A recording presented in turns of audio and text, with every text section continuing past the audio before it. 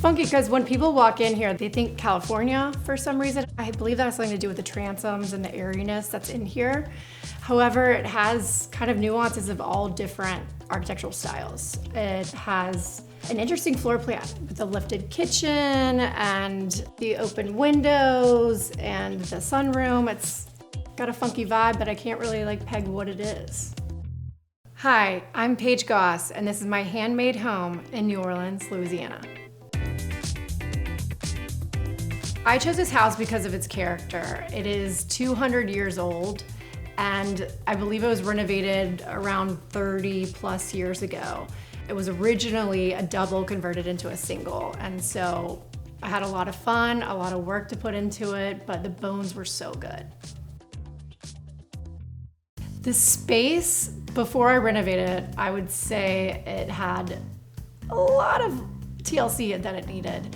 It had popcorn ceilings, it had, the woman who owned it before had a lot of cats. There were cat runners, the floors needed sealing and treating, new windows. It had a lot of work to be done, but I had a blast doing that.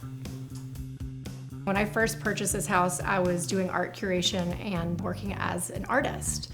So I've done art shows in Dallas and New York and kind of all over, and then curated artwork for these hospitals like University Medical Center and Children's Hospital. That was cool because it was full circle because I was able to purchase local artwork like myself, kind of paying it forward. So here's where I spend most of my time. I would say this is the living room. It's definitely a mix of the old and the new. Also showcasing a lot of the artwork that I've collected over the years.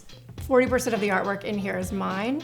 However, from that curation job that I did, I accumulated so much local artwork, so you'll just see throughout. It's kind of like a gallery of sorts. Decorating the bookcase was really a fun challenge for me. I thought it would be fun to kind of add all of the things I've just accumulated over the years. Vintage bookends, seashells that I've got, I got that in Turks and Caicos. This is my grandma's, to this baseball up here. I was actually at a Rangers game in Texas and a foul ball hit me, so I decided to keep it. I was not injured, I got a ball. And then yeah, showcasing a lot of my favorite books and designers like Tom Ford, Ashley Longshore, a local artist here.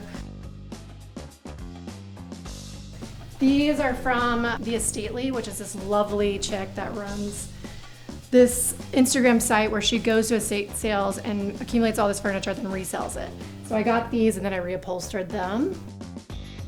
Yeah, and again, modern, so the couch is newer. I think that was from Article. And then the little side tables, those are mid-century, where I found from Merchant House as well. These little side tables are from a local woodworker. They're really cute, and it's actually seated for your butt, if you see here. Or a side table. I had seen at some point someone's home where they had black trim everywhere and white walls. So I knew I kind of wanted to go off that. So I did the entire house black trim with white walls. However, some rooms you'll see some color.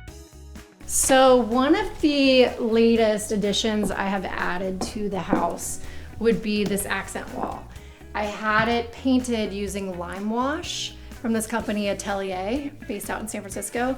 It's really cool because it's all mineral based, so it's very natural, non-toxic, and it gives this kind of ethereal, serene, almost like stucco plaster vibe.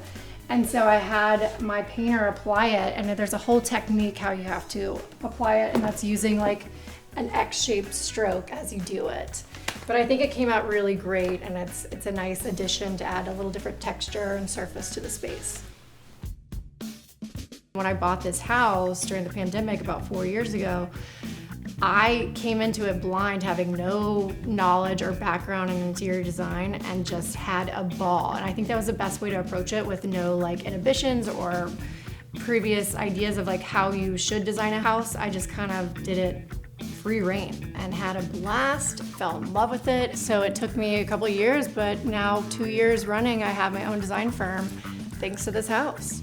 Well, something I've learned and loved about design is that there are no rules. And as a painter myself, I've always kind of used every color under the sun. And I've kind of relayed that over here in the house, and everything is kind of like mismatched, different colors, but it works.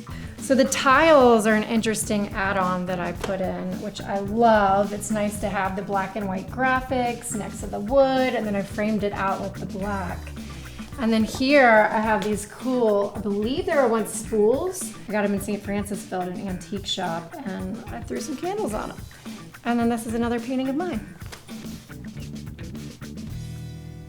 Of all the artwork that is mine, my favorite would have to be the piece in the dining room. This painting is very special to me because it was actually the first piece I've ever shown in an art show. It was my very first art show. I did a collaboration with several other artists, but in this case, I collabed with children and I asked them a few questions, their hopes, fears, and dreams. So I collaged their responses.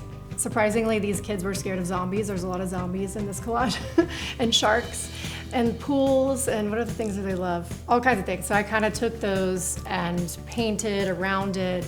So people often ask me, they're like, oh, did you buy this in mind for this house? Or was there some kind of reasoning for the pieces that I purchased? And really, no. I just see something, I like it, I know it'll work somewhere. These are my pride and joy. Got these in New York.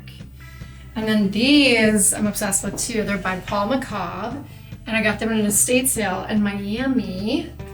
And then this is a Cyrenan table, a tulip table, famous from back in the day. Got this at Renaissance Interiors, one of my favorite go-tos locally. This as well, my china cabinet from Renaissance. And then I kind of have a collection of my granny's stuff and thrifting, all kinds of finds. So one of the things that really appealed to me about this house was this bizarre lifted kitchen. It's so different, I've never seen anything like it. I added the railing, put in some new tile, but I thought it was just different than a regular open concept floor plan. So come on. So here in the kitchen, I did a lot of work to it. I chose the tile work, especially on the floors. I always have dreamt of just having black and white tile. So I started there, and then I was like, would it be interesting to kind of continue it, but in a different shape and form up there? And so, yeah, again, I didn't hold back. I didn't know what I was doing, just try it out.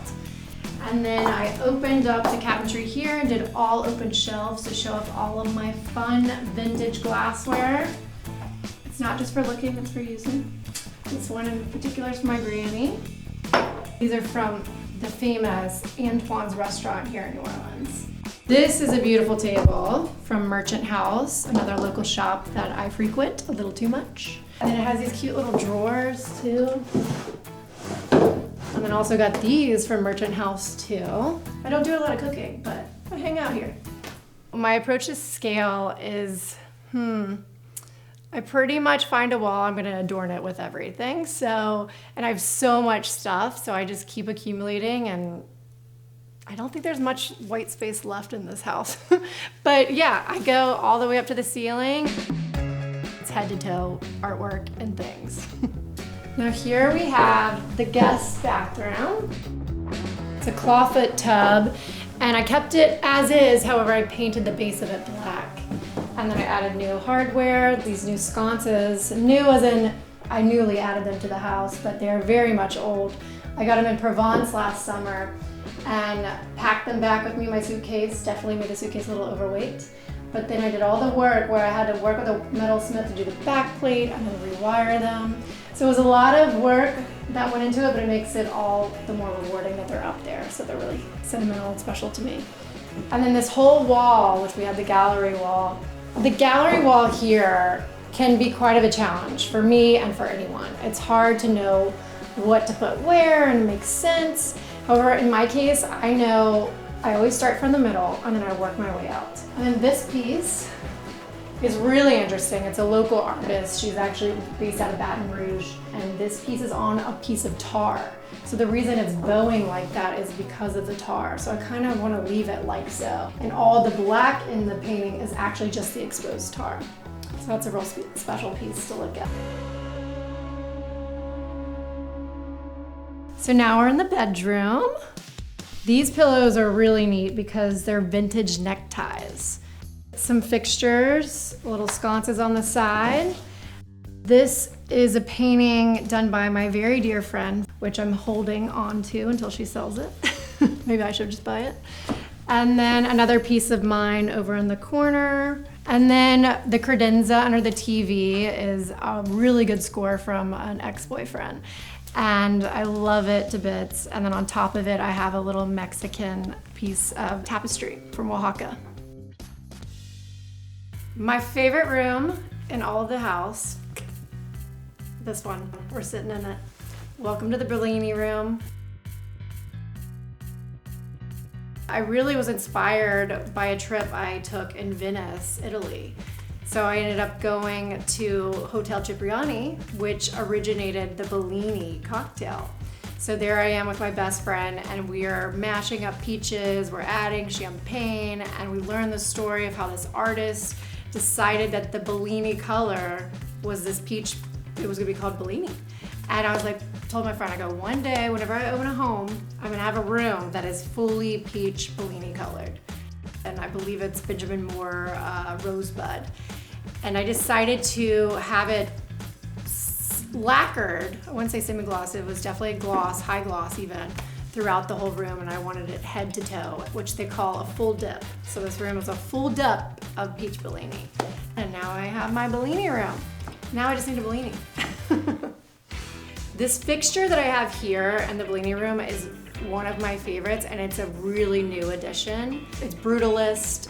I found it on Cherish, and it was vintage, and it came to me and it was completely not wired. I don't know why I didn't look that up, but it's not wired. So that became its own project in itself, calling every shop around New Orleans, trying to find an electrician who could actually rewire it to American, and also had to get a welder and a metal guy who got involved. So needless to say, my $150 chandelier on Cherish became, I'd say we're looking at 4 figures now.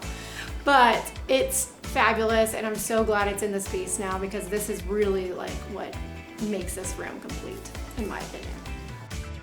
I found this bar, it's this vintage rattan 1970s bar that I had delivered only a few months ago, and I was sitting with it and I was like, it's just too tiki. I need to elevate it somehow. So I decided to get with my metalsmith, and we came over here, we did a tracing, and he ended up cutting a piece of brass to fit the space perfectly. It's all nailed in, ready to go. And then I have all the glassware. I like to keep most of the glassware to be in the peach Bellini theme color. And last but not least, I love me some Bravo. And this is a little shout out to my sister-in-law, Lacey. She got me this for one of my birthdays. Andy Cohen, Clubhouse, Shotsky. So if you know, you know. Cheers. My signature style has always been vintage mixed with modern. So I am as eclectic as it gets, and that is exactly what my home is. I mix textures, I'm layering, I'm adding color, I'm glossing floors, I'm doing whatever. It's kind of the same. And it kind of comes together much like fashion to me. It's all putting together an ensemble, if you will. Give this video a thumbs up and subscribe to HGTV Handmade for more home tours like this.